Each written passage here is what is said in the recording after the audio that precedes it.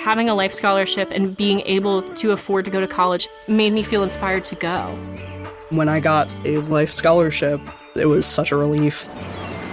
I knew that I wanted to have an impact. Having a life scholarship through the SC Education Lottery was huge. It gave me the opportunity to make that impact right here at home. The South Carolina Education Lottery. A better you, a better us, a better South Carolina. Visit sceducationlottery.com/betteryou.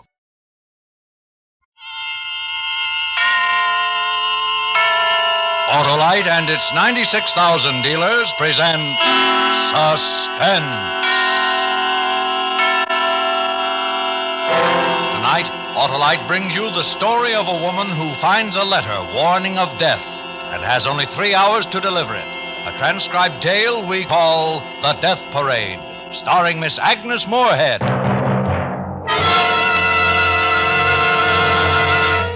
Before our play begins, here is a word about Autolite from our good friend, Harlow Wilcox.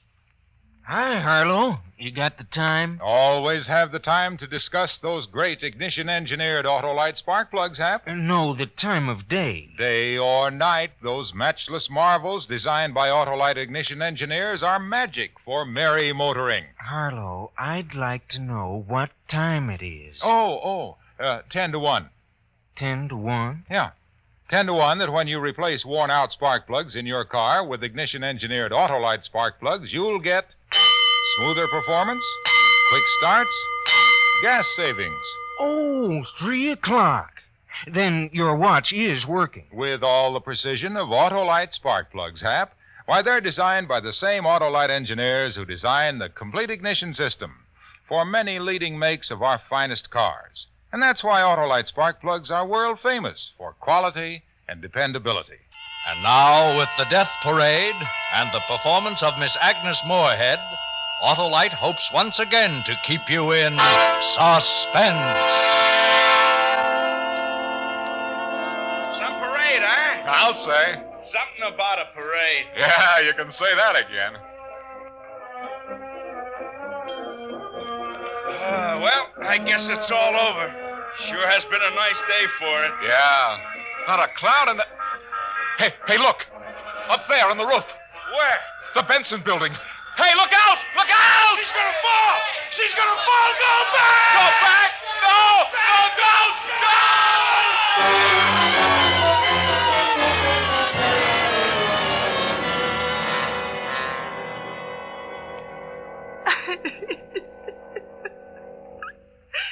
All right, now, Miss Johnson, let's try and talk about this. This girl fell or was pushed off a roof this morning. You say you were the only other person there at the time. I was. I told you. Oh, what do you mean, push? You think that... Oh, can you? I know you're upset. Just take it easy. Upset? I'm nearly out of my mind. I don't see how you can expect me to tell you anything. First you accuse me and now... How can you policemen be so unfeeling? All I was trying to do was just... Oh, it's freezing in here. You've no right to keep me in Here, try some coffee. It'll make you feel better. Now, you've told us you know something about this accident. Something more than we already know. Yes, I do, Lieutenant. I mean, it never would have happened, don't you see? Sure. Well, come on now. This'll help. Well, I'm so nervous. Oh, it spilled. Oh, that's all right. We'll clean it up later. That's how it started. That's how it started this morning, just like that. The coffee, that poor girl wouldn't have died if the coffee hadn't spilled. That's just how it started.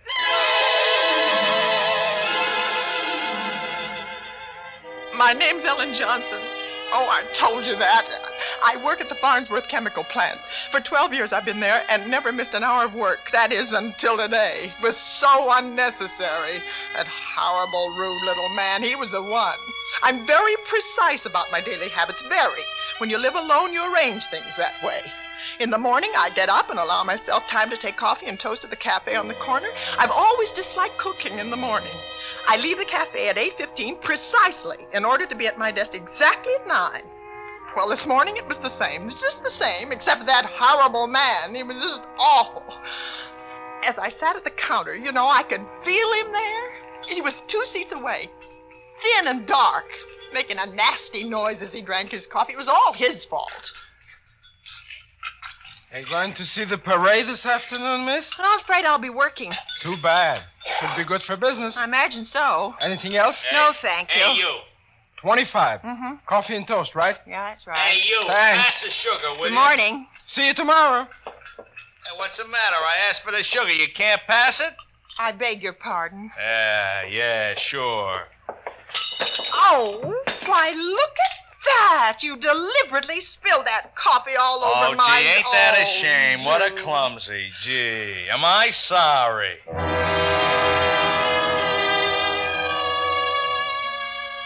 He wasn't in the least sorry. He'd done it on purpose. On purpose. I was wearing a gray silk dress and it's probably ruined.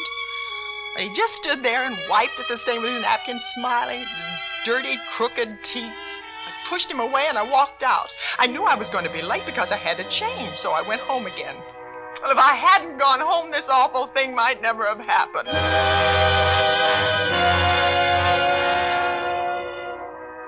It took me 15 minutes to get back to the apartment, change my dress, and leave again for the office.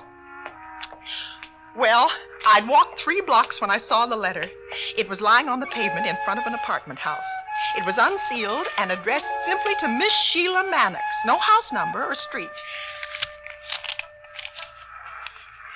Dear Sheila Mannix, you don't know me. I just got into the city. It doesn't matter who I am, but this is a warning.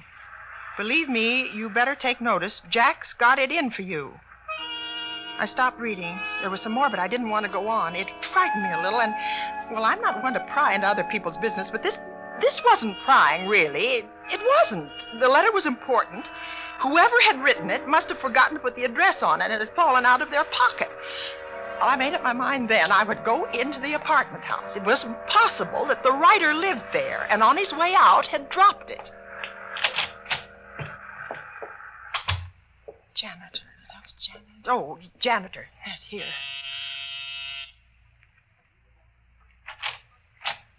Yeah? Are you the janitor? Yeah, I'm sorry, we got no vacancy. No, I don't want... look, this letter, it's not addressed. Do you know the handwriting? I thought maybe you might... Nobody by that name living here. Oh, I didn't ask you that. All I want you to do is to tell me if you recognize the handwriting. It might belong to someone living here. Well, how come you opened it? Well, it was lying on the pavement outside. So give it to the mailman. It's important. I mean, what's in the letter is important. I think she ought to get it. So the post office will forward it. Well, can't you see there's no address? How can they forward it? How stupid. Listen, you don't have to get nasty. Well- I told you, she don't live here no more. I'm sorry. Who doesn't live here anymore? Mannix, she had 2A about 6 months ago. Sheila Mannix lived here? Where did she move to? Can you tell me? No forwarding address. But I must find her. I'm sorry, lady, I can't help.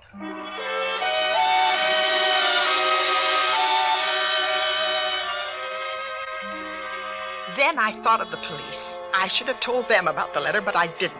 I didn't know what else was in it then. So I went back to my own apartment, and I looked through the telephone book. There were 2 Sheila Mannixes listed. The first lived on Maple Street, and the second on South Tower. I rang the Maple number first.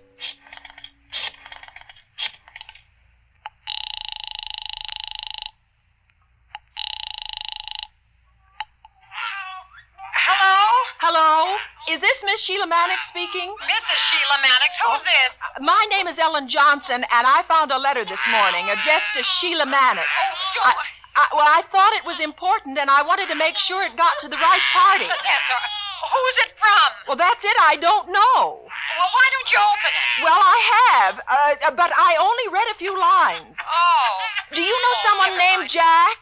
Jack? Yeah, I have a nephew. Well, then perhaps But maybe... he's in Colorado, though. Well, it seems to be some sort of a warning. Warning? Yes. I'm afraid I don't understand. Well, the letter says that Jack has got it in for you. It's a warning from... Oh, well, I'm afraid the letter isn't for me. My Jack is 10 years old. Oh, well, I'm sorry to have troubled you. It's all right. Goodbye.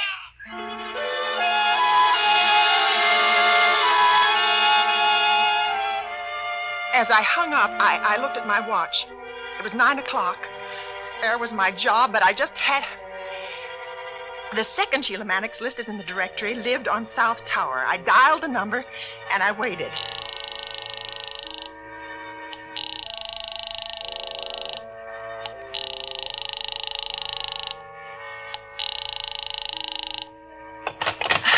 I got the letter out of my purse and read it. This time I read all of it. Dear Sheila Mannix, you don't know me. I just got into the city. No matter who I am, but this is a warning. Believe me, you better take notice. Jack's got it in for you.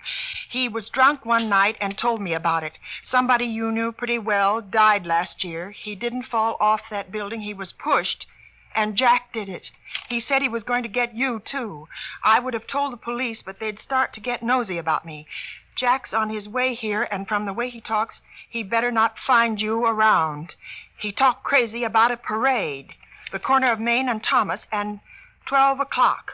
That's when he's going to do it. A friend.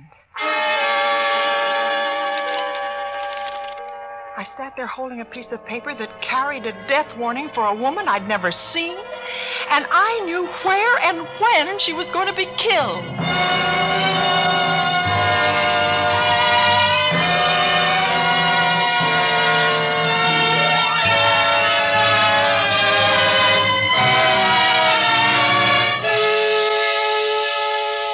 Autolite is bringing you Miss Agnes Moorehead in The Death Parade. Tonight's production in radio's outstanding theater of thrills, Suspense.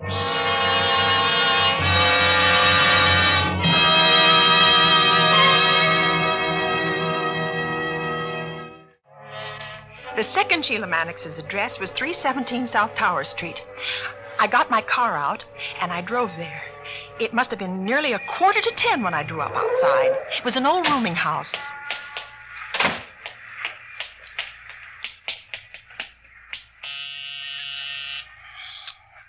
Oh, hurry up. Come on.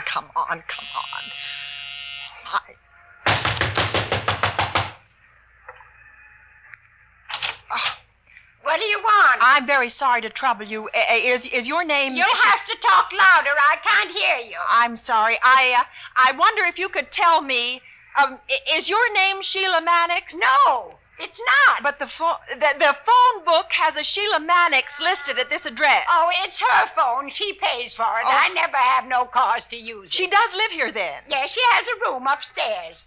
What's the matter? Well, does she work? Is she at work now? Well, how should I know? I never ask her where she goes. What's she done? You mean you don't know where she works? Do you know where she lived before she moved here? No. You see, she never says nothing. She's quiet and keeps to herself. But where can I find her? It's important that I learn where she is right away. Well, she'll be home prompt by 7. She always is, you know. You come back then if you got to see her. Well, 7 will be too late. I've got to find her now before 12. There ain't no use shouting at me, Well, miss. I can't tell you no more than I already have. I don't know nothing about Sheila sorry. Mannix. Good morning.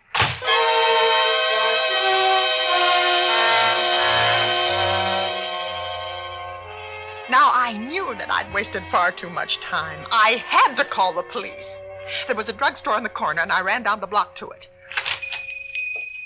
Good morning. Can I help you? Yes, do you have a phone? One over there, but it's out of order. Oh, then could I use yours? It's an emergency. I'm sorry, I don't have a private phone. I've got to call the police. I've never been mixed up in anything like this before. It's a letter I found this morning, a warning about somebody being killed. Oh, there's a phone in the next store. You can use that. Maybe you know her. She lives down the block. Who? Sheila Mannix. She's the one. At least I think so. Mannix? Uh-huh. Sure. She comes in often to have a prescription filled. Very nice young woman. Do you know anything about her? I mean, where she works? I've got to find her right away. No, Please, it's urgent. I asked her landlady. She didn't know. Well, it seems to me she did mention it once. Think, but, you must think, please. Well, now, it was just the other day we were chatting while I filled her prescription. She said something about Was it a work restaurant? A cashier, maybe? No. Department store, elevator operator? Hats, clothes, shoes, usher, telephone operator, maybe? No, doesn't hit. I'm You're sorry. You're not thinking. Well, Try listen, to ma'am, think. if I could help you, I would, but... Oh, my. Friends in the neighborhood. Somebody you might know. No, never mentioned them. Oh, can't you remember? Maybe she worked in an office, huh? Maybe? Excuse me a moment. It's a customer. You better go next door and call the police. But can't you remember? I'll be back. Maybe a chorus girl. Does she work in a bookstore? Oh, well, I can't wait. I'll come back after I've called. Oh, a bar. What will they think, a woman going into a bar? Hey, ma'am, Huh? wait a minute.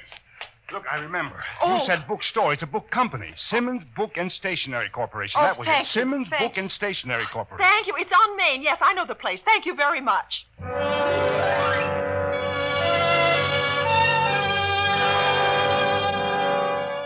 Simmons Book and Stationery. Why, I had been there dozens of times. She might even have waited on me. I looked at my watch. It was 10:30. I really meant to call the police from the bar, but I didn't know how long it would take to explain. And even then, they might not investigate without seeing the letter first. I thought of the corner of Main and Thomas, the parade, and 12 o'clock. An hour and a half. I ran to get my car. I knew that once I found Sheila Mannix and gave her the warning, she'd be safe.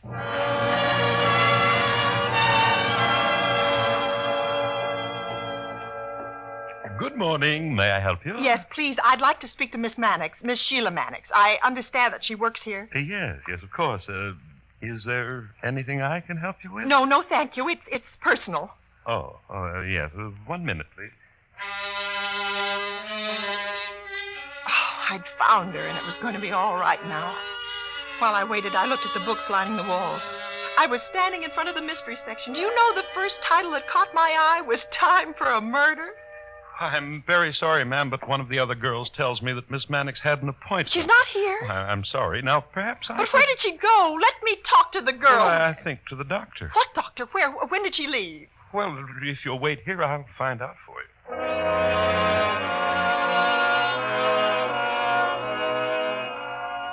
Oh, I could have cried. It was almost 11 o'clock, and that silly, precious little salesman, he took forever. How long does it take to get in the dress? I started to walk to the back of the store when he came down the aisle toward me. Oh, I'm sorry to have taken so long. A customer on the phone, you know. It's all right. I don't care. Just give me that doctor's address. Oh, yes. I have it right here. Dr. Morton, 101 Flower Street. 101 Flower, Dr. Morton. When did she leave? Oh, I forgot to ask if you'll... No, I'm going there now. Listen, if she comes back, if I miss her, you tell her to stay right here. Don't let her leave the store again until I come back. It's a matter of life and death. Oh, well, all right. Is something wrong? Something wrong. I ran to a telephone booth. I knew that I'd done as much as I could alone to save that poor girl. Police Department, Sergeant Leonard. Please listen carefully. There's a murder going to be committed at 12 o'clock. Who is this? Oh, that doesn't matter. My name's Ellen Johnson. I found a letter in the street this morning. It was to a woman called Mannix, Sheila Mannix. Would you spell that, please? Mannix. Mannix. There's not time for... When did you find the letter? I told you this morning. Oh, what difference does it make? It was at 9, I think. Why didn't you call earlier? I didn't because, I tried to find her myself. I think I know where she is, but Have you got the letter with you? Yes, I have. Would you read it, please? Well, there isn't time. You've got to send some men here. It's a warning. Somebody called Jack is going to kill her at 12 o'clock on the corner of Main and Thomas. There's a parade going on then. What does this woman look like? Can you give us a description? No, I've never seen her. I don't even know her. You say you think you know where she is? Yes, at a Dr. Morton, 101 Flower Street. Where are you calling from? Simmons Book and Stationery Store. She works here. Will you get a description of the woman, please? I'll wait. Yes, of course. Don't hang up.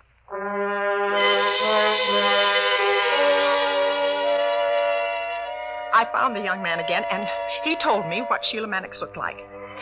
I got back to the phone and told the officer, short, about 5'2", thin, possibly 90 pounds, wearing a brown coat with a brown shoulder strap bag. We'll try to find her, Miss Johnson. Now, please stay there. I'll have an officer come to the store to pick up the letter.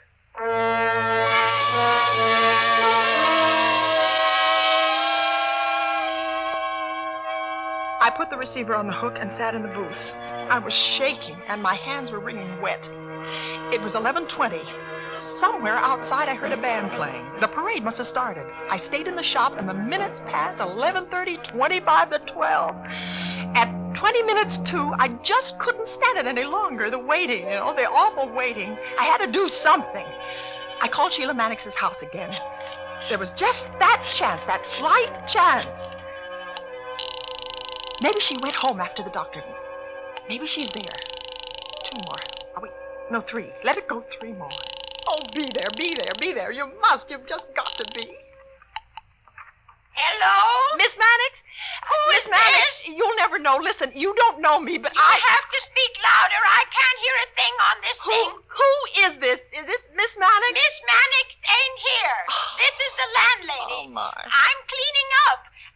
Is there a message?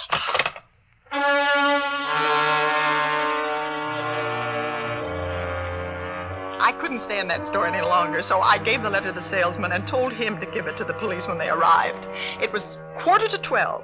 Main Street was alive with people. It seemed as though the whole city had turned out to watch the parade.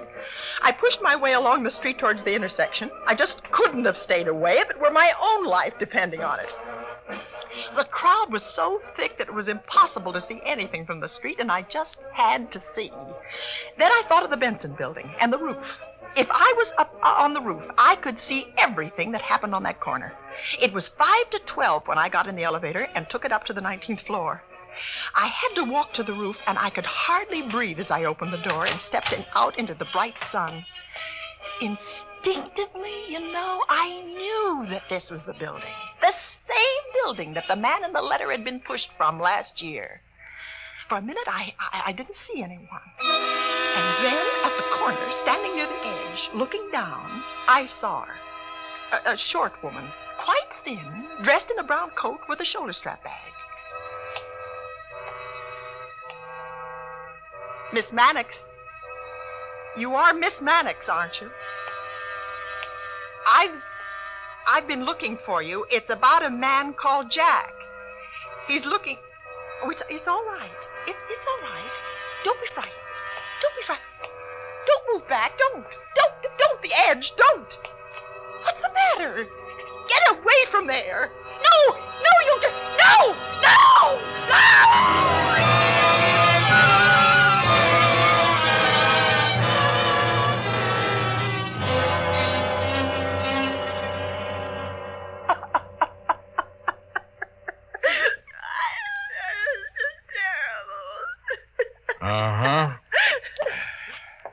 Well, that's how it happened, eh? Yes, I tried You to spend stop her. from 9 o'clock till 12 looking for her, and then you don't call us till 45 minutes before it happens. I told you why. I just You didn't know something, Miss Johnson? I think you're lying. Lying? How dare you say that? I was doing what I You thought pick was the up right a thing letter, to do. a warning letter. Well, You I- go to a janitor. You call people on the phone, but not the police. Well, You visit Sheila Mannix's house, talk to the landlady, talk to the neighborhood druggist, to the salesman in the bookstore. All witnesses, all alibis. But I wanted to find her, to warn her. And then you call the police when you're sure it's too late. How did I know she'd be up there? How? You set up a nice alibi for yourself. You were alone with Sheila Mannix. Who's to say you didn't push her? Oh, stop it. You don't know what you're talking about. You know right. I was trying to help her, that's all. I won't listen to you. I'm going home. Now, you sit down. Oh. I'm holding you for a while. We're going to check, Miss Johnson. We're going to do a lot of checking. Arrest me? I was a good citizen. I did my duty. I tried to save her, and you were going to... Lieutenant? Oh, yeah? Oh. Can I see you for a minute? Sure. You stay right there, miss. We're not through. This happened last Murder. year. Murder, that's what he's Yeah. saying, that I We had it on murdered the her. books. He called about an hour ago. He's saying that. Told us the whole To me, after all the couldn't good tie it I... up, though. Oh. I was only trying to warn the poor Take a girl. look at the report. Well, where are they What holding? are they saying? It's about me. 28 I know it. I know it. I know it. Okay. All right, that does it then. Oh, All right, Miss Johnson. We know what happened now. You know? What do you mean you know? I told you that's how it happened, every word. Well, I'll tell you something. I've got to believe you. There's nothing I can do about it. Nothing you can do? Well, what should you do? Instead of frightening the life out of me, you should thank me for doing You listen to me for a change. I'd like nothing better than to throw the book at you, but I can't. We've got the man called Jack. He was picked up on the parade. There, you see, there. I was right. The fellow who wrote that letter you found called the police about an hour ago. He told us the story. That's how we got our boy. Then she was safe. He couldn't kill her. She wasn't in any danger then, was she? Oh, yes, she was. You. Because you found her and frightened her to death. I was only telling her that there was nothing to be afraid of. Sure, that's all. Do you know that she was standing in the same place where her boyfriend was killed a year ago? And then you come along and mention the name of the man she knew killed him. Now maybe you know why she was afraid and backed away from you. You didn't know a thing, huh? Well, I want you to know something, though. I want you to sleep with it for the rest of your life. If you'd called the police when you picked up that letter, Sheila Mannix would be alive right now. You think about that. I can't see where I was wrong. Oh, maybe I should have called sooner, but I did call. If you hadn't taken so long... Get out of here. Go on, get out. It's too bad we can't send you where the other guy's going. He killed last year. You did it today, just as sure as if you'd shot her. Go on. It's all right, Lieutenant. I understand. I can see why you're upset, and I'm sorry. Sergeant, you understand that I was only doing what I thought right, don't you? It wasn't my fault. It wasn't. If they'd got there sooner, it never would have happened. I've nothing to reproach myself about. Nothing. Oh, I'm so upset. A whole day's work and my gray silk dress ruined. They'll never be able to get that coffee stain out.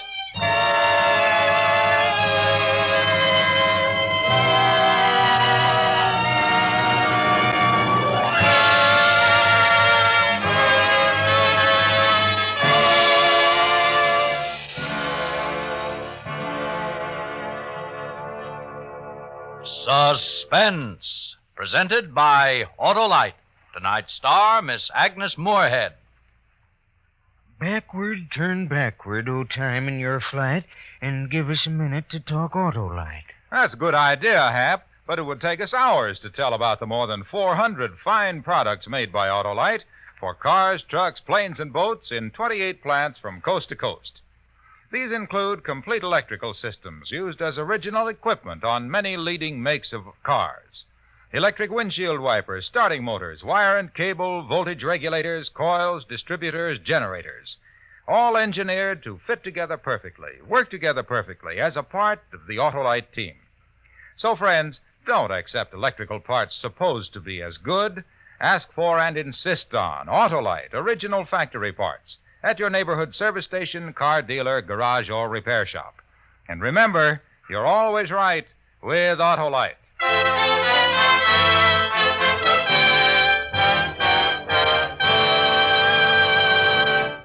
Next week on Suspense, in answer to your many requests, Backseat Driver, repeated for you with its original stars, Fibber McGee and Molly.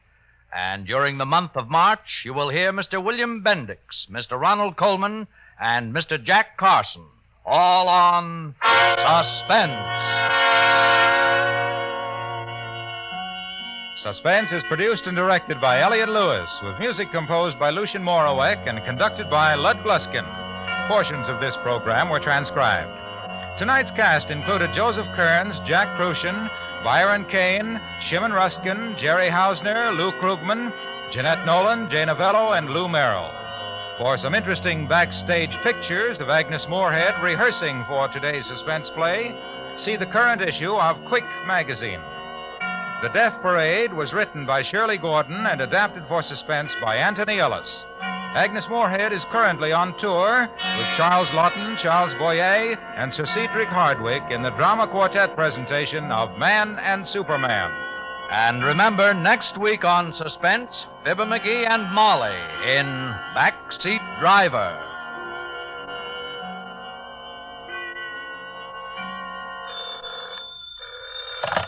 You can buy world-famous Autolite standard-type or resistor-type spark plugs, Autolite stay-full batteries, Autolite electrical parts at your neighborhood Autolite dealers. Switch to Autolite. Good night. This is CBS, the Columbia Broadcasting System.